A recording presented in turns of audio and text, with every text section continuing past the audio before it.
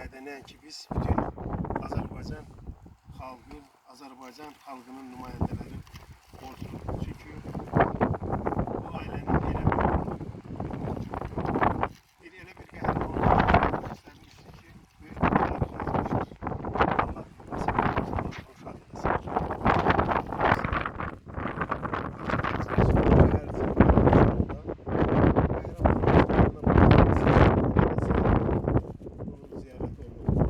Bizim cəmiyyətimizdə siyafət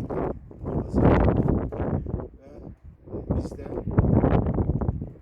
hesab elədik ki, gedək o ailəni ziyarət eləyək və qəhrəmanımızın bütün fəxri qəzələrdə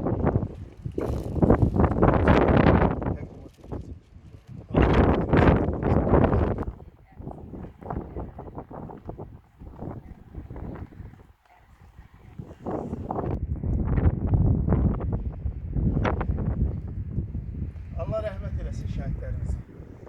Eləsin. Rafət balamızı bizim Xocavəndin azad olunması uğrunda qəhrəmanlıq göstərmiş 32 nəfər qəhrəmanın bir də bizim Rafət balamızdır. Allah onu şad eləsin.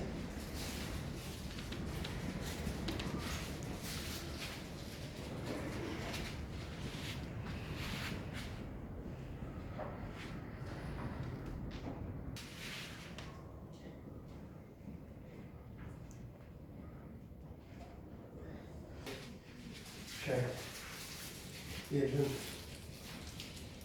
Malikoğlu'nu da Allah rəhmət eləsin. Yasvaronun Əliyevat kəndində məhz mübarizlər yurdunun Əliyevat kəndində, yəni mübarizin böyüyə başa çatdığı, doğulduğu kənddə bu qəhrəmanlarla mübariz yolu gediblər və torpağın yolunda şəhid olurlar. Allah rəhmət eləsin.